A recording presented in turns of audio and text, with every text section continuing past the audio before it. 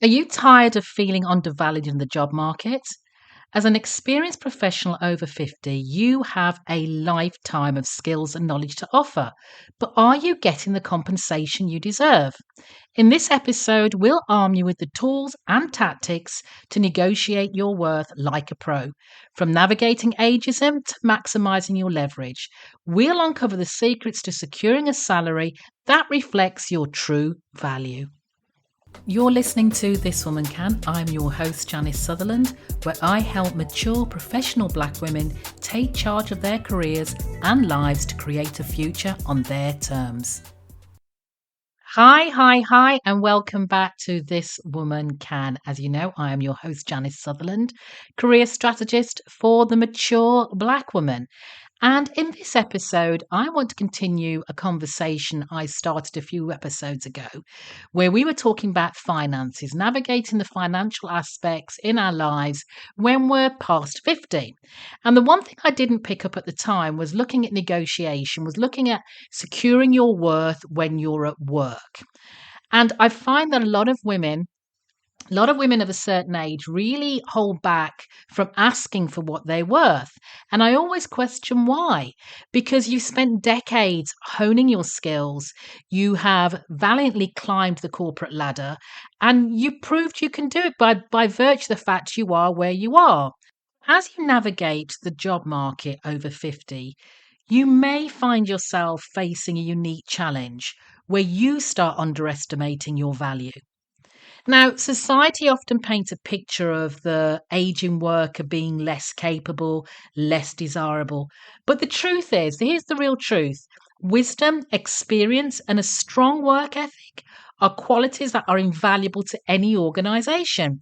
So this week, I'm in conversation with LaTonia Pouncey, and we'll be debunking the myths, challenging the stereotypes, and empowering you to negotiate your worth with confidence.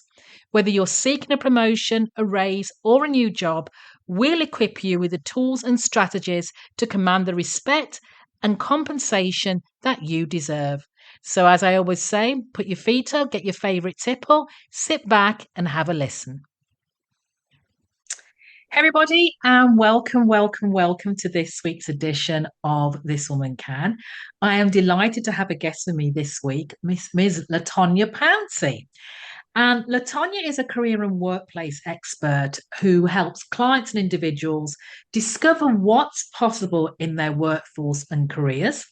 She's the president and CEO of the Pouncey Group LLC, comprised of TalentMixx Solutions, a leading HR consulting, career development, and recruiting firm based out of New York and New Jersey. And LaTonia has spent a lot of her career, working in aerospace and defense, healthcare, staffing and recruiting, and the transportation industry. She's been recognized, shall I say, as a top executive in corporate diversity and a top 10 influential woman in global diversity. So I am delighted to have Tonya talking with us today about negotiations, especially for the mature woman. So LaTonia, welcome to This Woman Can. Janice, thank you so much for having me today. It's a pleasure to be here. Fantastic. So I'm going to go straight into it, if you don't mind.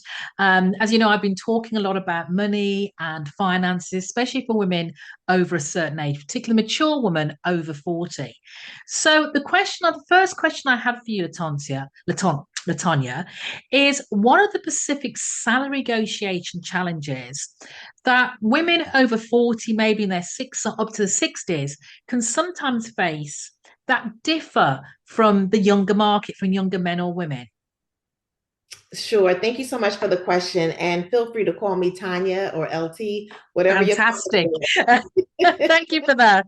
Yes, people do call me Tanya for short, so no worries. This is a topic that I love talking about. It's part of HR career development.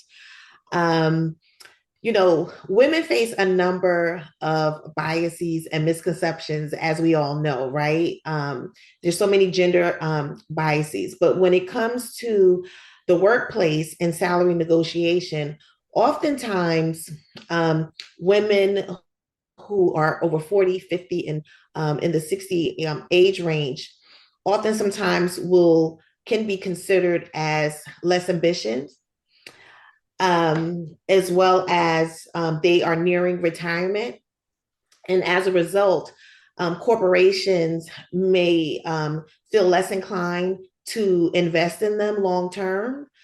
Another bias and misconception is that oftentimes organizations are targeting younger employees, so younger women, younger men, and they feel like the younger generation brings fresher ideas, thoughts, and solutions, completely setting aside your more mature women who are Yes. definitely experienced, who have a successful track record, and can certainly do the job and do the job well. Yes. And one of the other things is um, being seen as someone who has outdated skill sets, particularly in technology.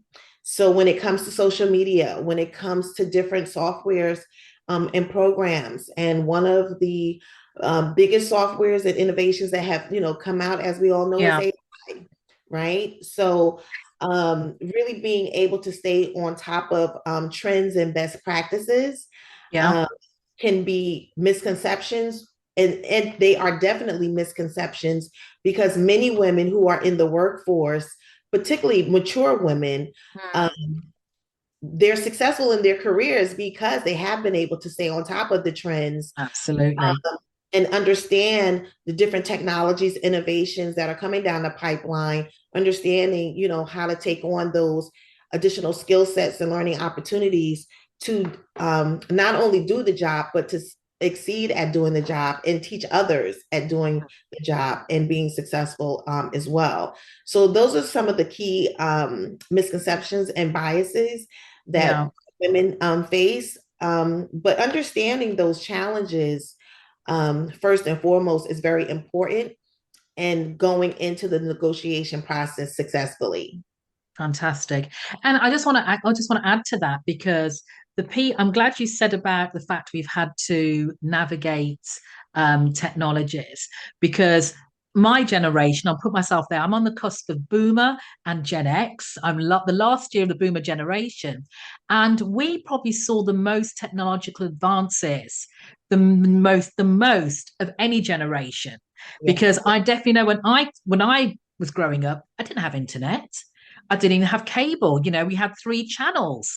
We didn't have mobile phones. So we didn't have laptops. So there's absolutely. so much I have seen as a generation that I've had to learn to adapt to. So Mhm. that there from technology, don't get me wrong, sometimes it may take us a little longer now because we're taking it all in. But I don't know if that's a case of how it's also taught or the expectation is that we won't know. We won't know how to adapt, so we're overlooked. But I digress. No, it's a great point that you make because it's very important for women to be aware of these biases so you Mm. can know how to attack them. And when it Yes. comes to the technology piece and the innovations, it is so important because it is the one of the number one biases that women can face. Yeah. And it's important because just to the point that you made, women who, and including myself, who have gone through and have seen these technologies come through and advance, right? I know so many women who are, over 40 and in their 50s who can text faster than any Yes. other person.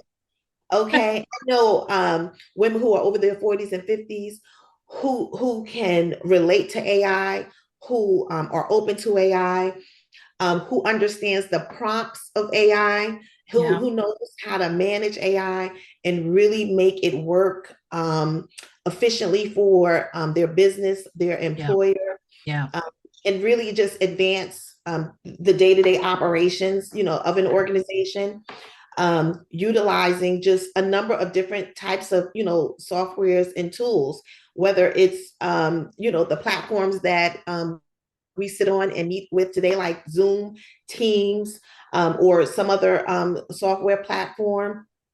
Um, there's just a number of different Yeah. technologies and tools. And as you Yeah. mentioned, there are so many different phones. We know between Apple and Android, there's a new Mm. phone that's put Yeah. out every year, right? Yeah. And there's different features that come with those phones. Same thing with TVs, and and then being able to connect them and the different laptops and Yeah. computers. Yeah. I myself, you name it, I pretty much have it. Okay. And I Mm. know so many others who have the same, a Yeah. desktop, the MacBook, Yeah. the phones, the watches. And we know how to make them all connect Yeah. so we can do Yeah. our day-to-day jobs Yeah. more efficiently, not just for us, but our own businesses as well as corporations that we work in. Fantastic. Fantastic. So we talked about this women having a level of experience because we've been around a lot longer. We've navigated some of those challenges. So how can that mature woman, how can she leverage her experience and the skills to strengthen negotiation position? Yes, absolutely. One of the key ways that women can strengthen their negotiation power is being prepared and doing the research. This Mm. is the number one strategy because when you take the time to prepare and think about the questions that will be asked Yeah. from the other side, from the organizational side, understand the questions that you want to ask around salary. And when we talk about salary, it's important to understand total salary. So going Yes. beyond Yes. base salary and understanding other compensation components like benefits and additional perks Mhm. that make up a total salary package, right? So being prepared and understanding how you're practicing your negotiation. So whether it's practicing with a friend or a family member in front of the mirror, or using your phone to record yourself, right? Yes. So you can listen back to what you're hearing. Practicing is key, but then also getting and gathering the research. It's important that when you have the data to support your skill set, your experience, and your requirements, and you can use quantifiable metrics as to the value that you can bring to an organization. Number one is going to enhance your confidence. Mhm. It is going to allow you to articulate your value in a clear and efficient way, right? It's important that women are assertive in the process. And so when I talk about assertiveness, I want to talk there for just a short minute because when we talk about assertiveness, we know that assertiveness and women that creates a negative connotation, Yes. right? Yeah. But it's important that when we talk about assertiveness, that means being firm, right? So being firm and understanding your value and your worth and being able to clearly communicate that and being firm about that, right? And so when you have these quantifiable metrics, meaning your accomplishments, right? So Yes. when we talk about accomplishments, understanding, how you have, saved the company money, how you have, saved the company time, improved efficiencies, Yes. Yes. increased revenue, expanded market share. You want to show your value in numbers. Is key.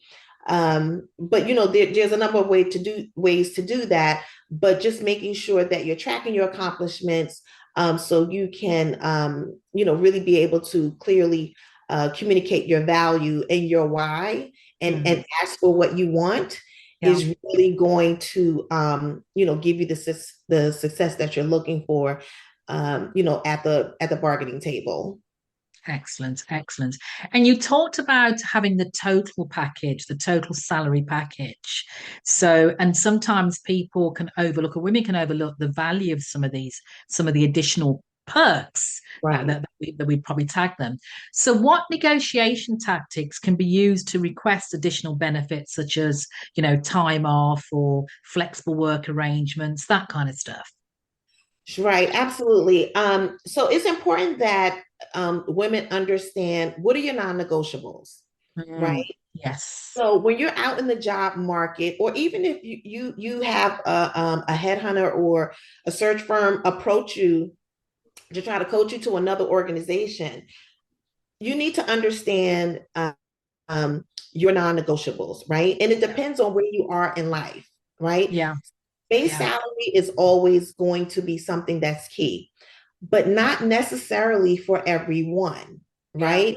So you may be in a position where you have base salary, but you may be receiving long-term incentives, a significant Mm. amount of, and when I talk about long-term incentives, I'm specifically referring to restricted stock options, Yes. Yeah. deferred Yeah. compensation, Yeah. those sort of things, right? That increase your total pay. And you need to understand what those options are. And you tend to get those type of benefits when you're in more senior level roles.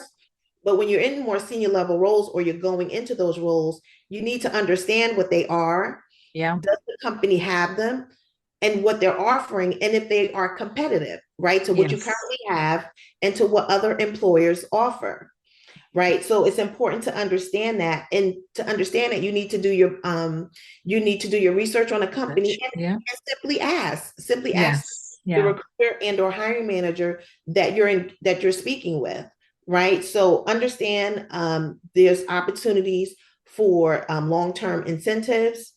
When we talk about remote work is always a constant. And so while it was something that was opened up, significantly during the pandemic, a lot of companies are trying to really bring their employees back into the office, Yeah. Yeah. right? And so while it's something that is still top of mind when you're going into another organization, it's something that you should be asking for if it's very important to you. Mm. So ask what their flexible working arrangements are, what the opportunities are for remote work, um, Mm. besides salary. Are they open to you working 2 days from home, 3 days from Yeah. home? Yeah. Um, also, you can have flex schedule. So asking them, do you have like core hours? So like, is the core hour say 10 to 3? So you can be Yeah. flexible when you come in and when you leave, Yeah. right? Yeah. Relocation packages, is something else. 401k. Generally, healthcare benefits are pretty standard. So whatever they tend to offer, there's generally not too much movement on that. But if you see that there's something, really creative that, you may be able to go with, there's nothing wrong with Yeah. asking. Asking. There's Yeah. nothing Yeah. wrong with asking. But it's Yeah. really important for women to really understand their non-negotiables, but there are a lot of different things that you can ask for beyond the salary. And Yeah. another one is tuition reimbursement, um, getting certifications covered, and Yeah. associations covered. So, a lot of times you have certifications and licenses as part of your field. So making sure that those certifications and renewals get covered on an annual basis or whatever the period is. So there's a number of different things, but those are some of the Yeah. things that tend to come up. One of the things I wants to touch on, because those are quite, I suppose, quite financial per se. But women, over 50, maybe going to sister, may have elderly parents. I certainly experienced it where I've had to care for an elderly parent. So for me at that point in time, bear in mind I was already self-employed, so I could work it. But if I was employed, one of the things that would have worked very much for me would have been more flexible arrangements. And this is Mhm. becoming far more topical now, I think, as we now get the sandwich generation. So, are there any tips or advice you could offer for women who are maybe specifically looking for this kind of arrangement, more the flexible time off and things like that? Yes, absolutely. So if you're a woman in a position and you're looking, let's just say you're in your current role and you've been working full time, but you're now looking for something more flexible. Yeah, Generally, if you are a top employer who has generally excelled in your role, um, you can generally go to your employer and ask them, explain if it's particularly if there's a yeah, situation going yeah, on, with because employers tend to know in today's age that many employees are faced with not only having to take care of themselves and their immediate family members like a spouse and the children, but also parents, as you just indicated, right? Yeah. So if you need to go to your employer and ask for a flexible work arrangement, think about the arrangement ahead of time before you go to your employer. And what I mean by that is think about how this is going to benefit and will not disrupt the Yes. work and organization for your employer, right? So it continues to make it easy for them while still making it easy for you, right? Yeah. So can you implement, there's certain days you'll be working, certain days off, where you'll be making sure that the work that you're doing is continuing to get done without any interruption. Can you come in either early or stay later on certain days? So think through the pattern, and Yes. you as an individual will know that and should know that because you're Yeah. already working in the organization, Yeah. right? And Yeah. when you have that communication with your employer, generally they can, number one, be empathetic to the situation, but understand it because you've helped them to help you by giving them a plan to consider, Yeah. right? Yeah. And then of course listening to them to see what other options they may have, because Yeah. remember, we are working with our organizations, we are there to get paid for a service, and yes, things do come up. And there may be other benefit programs that may be available, to you, where you can just simply take time off, and also explaining to them the time period as to when you will need this, right? Yeah. So is it Yeah. a month? Is it 3 months? Is it six Yeah. months? And what other Yeah. benefits would be able to potentially cover you Yeah. while you're out of Yeah. the office if you Yeah. needed to take that time? Fabulous, fabulous. Now, all going to plan, you've done all your preparation, you're going to have this conversation, but your employer objects, pushes back. So, are there any ways we can prepare for potential pushbacks during the negotiation process? Yes, absolutely. I always encourage individuals to think about the objections in advance. Yes. So understand some of the objections that could come up. One of those could be budget constraints, right? Um, another one could be they just simply, just the benefit that, or the salary that you're offering is just simply just not available, Yeah. right? So think about some of the objections in advance, and then prepare responses Yeah. to those objections. And when you have those objections, understand that employers may come and say that it's not in the budget at this time. So Yes. Yeah.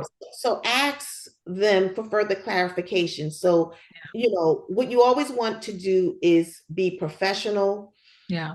and calm during the negotiation strategy, because going back to misconceptions and biases is that sometimes women can be emotional, right? Yeah. And that's not the case. There are tons of professional women who know how to control their emotions and have excellent EQ. Okay. And Stone that's cold. intelligence. Okay. So you always want to remain professional and calm. And you can simply ask the question, saying, thank you so much, for that. Can you tell me a little bit more, around the hesitation as to why, why Mm, not now? mm. And it's something that you would be able to consider in the future, and allow them to respond, Yeah. right? Yeah. And then what you want to do is try to get a time frame as to when they would be able to consider or to Yes. reconsider Yeah. um, Yeah. the salary Yeah. increase, or whatever it is that you're negotiating, right? Yeah. So you can then hold them accountable to coming back to that time frame. So if they say, now, so if we're doing it during this time period, maybe they may say spring.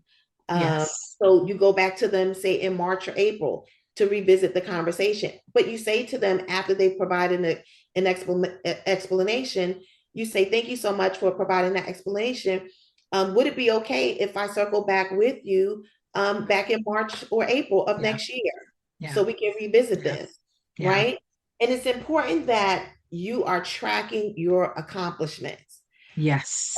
are tracking your accomplishments on a monthly or quarterly basis, you will be able to confidently and clearly articulate your value. And you can show it by referring back to Yes. the data because Yeah. you've actually tracked it. Yeah. Where people can get tripped up in is going to, if you're in an existing role and you're asking for, say, an increase or renegotiating your salary, you don't really have the data to support it in Yeah. terms to Yeah. show what you've Yeah. done over the last year, what you've done Yeah. over the previous year. Yeah. And what I tell employees often is that you have to help your managers help you. And Yes. oftentimes they're just going to remember there's so much on their mind, so Yeah. much information, so much work to do, so many employees to manage Yeah. that they're only going to remember Yeah. potentially the last 30 days. Yeah. Yeah. Yeah. Not going Yeah. to remember all of the big accomplishments that occurred in the last 6 months or the Yeah. last year. Yeah. So it's Yeah. up to you to own your career, track your Yes. accomplishments so you can communicate the value and the problems that you can solve and how you Brilliant. have solved them. Excellent. I always tell women to have what I call a little hooray file. That's what I call my hooray file. I I always need love to keep it, I always keep it on my desktop and just drop any good email, good news. You never know what it is at the time. that. You don't know how important it is, but drop it in there for easy reference for like I say, when it comes to appraisals or Yes. negotiations. So that's a great piece of advice. So coming down to our last few questions, Tonya. Um, I'm talking about women specifically who are a little bit more mature. So, are there any specific negotiation strategies that may be particularly effective for women in this age group, maybe over 50? Because I know a lot of them can be reticent not just to leave their job or just not to rock the boat because of the age they're at, the age they are. But are there any negotiation strategies that are particularly effective for that age group? The effective strategy is to be confident, Okay, and it's going to apply across the board. No right. matter what age, if you don't have the confidence to actually negotiate, Hmm. then you won't ask for what you want. It's just Yeah, as simple as that. true, true. And that goes back to actually doing research and preparing. Hmm. So, and I understand that in the workplace, we have multi-generations, we have introverts and we have extroverts. So when it comes to introverts, they're going to a lot of times be more reserved and shy. And like you said, not wanting or thinking that they will come across as rocking the boat. Yeah, But I would share with anyone who feels that way to think about the impact and the loss of salary and income that you will face if you don't ask for what you want, if you don't yes, negotiate. yeah, So it's important to build the confidence and get the confidence so you can go in and negotiate. And when you prepare and do the research, it will help build the confidence. yes, Practice negotiating. Leverage a network. Ask other colleagues, friends, and families. Those that you aspire, others that you see in your current positions and fields. If you're a part of association boards, speak to other colleagues because there are many people who are yeah, in high influential positions, yeah. but they're introverts, they're shy, um, Mm, they have trouble, with negotiating. They just yeah, simply have yeah, trouble with it. It's yeah. a skill, but it's a skill that can be built and you can overcome it. It's just a Excellent. matter of practicing, preparing, and gathering your research. Thank you for that. So, on a final note, Tonya, is there any other advice you'd like to offer women in this age group when it comes to salary negotiation? My final advice is always to do your research and That's be the key prepared. thing coming through. It's to do your research and be prepared. And ask the questions. When you don't know something, ask the questions before you go to the negotiation table. When you are out there in the job search field, you receive an offer. You're not familiar with how to negotiate, or even if you've negotiated, but you've received an offer, don't respond to the first offer. Yeah. Don't respond to the first offer. Take some time. Because employers expect you to review. They don't expect you to give them an answer, right there on the spot. So don't feel inclined like you have to do that. Take time to compare your offers to any other offers that you have. Take time to review the offer to make sure it stacks up to that actual organization. Review it thoroughly to make sure that it truly aligns, and you feel good about the offer. And if you don't, and you're thinking about something else, take time to actually do the negotiation. Fantastic. Because what happens is women often will not negotiate. And when they do, sometimes they may receive less. And so they think that the negotiation stops there if they don't receive, or they don't receive what they're looking for, instead of going back to the table again. So if you don't feel comfortable, before you just either close it out completely or accept an offer that you truly don't want, ask colleagues and other professionals, friends or family members, to help review the offer with you, or seek out a professional. And I like that. And I always remind women that, with my CEO head on, that my role, my objective as an employee is to get the best candidate for the least amount of money. Right. Whereas the employees come to the fact, well, I want to work for the best organization for the best amount of money. So we're coming from two different things. And the fact they want to give you an offer means they see the value in you. You just need to show them how much you are worth and have that conversation. So, Tanya, if people want to connect with you or get to know more about what you do, how can they do that? Sure, they can connect with me on LinkedIn. I'm under LaTonia Pouncey, or you can reach out to my firm at TalentMixx Solutions. We are at www.talentmixx, that's TalentMixx.com, or you can send me an email to hello@talentmixx.com. Fabulous. I'll be sure to put all the links in the show notes. So, Tanya, thank you so much for sharing your expertise today. Thank you so much for having me, Janice. It's been a pleasure. Thank you. And there you have it. Remember, negotiating your salary, especially when you're a mature professional, requires preparation and research. I think LaTonia really stressed that. Know your worth, be confident, and don't be afraid to advocate for yourself.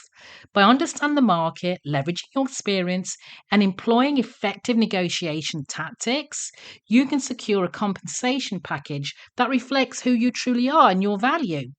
And if you have any questions or want to share your own negotiation experiences, feel free to reach out to either of us. Until next time, remember, if I can, you can, this woman can. Keep negotiating, keep growing, and keep shining. Take care. Thanks for listening. If you got something from this week's episode, please let me know. Better yet, share it with your friends, colleagues, and anyone you know who can benefit from this message. Don't forget to subscribe or write a review, and connect with me at my website, janicesutherland.com, where you can also subscribe to the This Woman Can newsletter or connect with me on LinkedIn. Remember, you have the wisdom, resilience, authenticity, and power to create a life on your terms. And if I can, you can, this woman can. Take care until next time.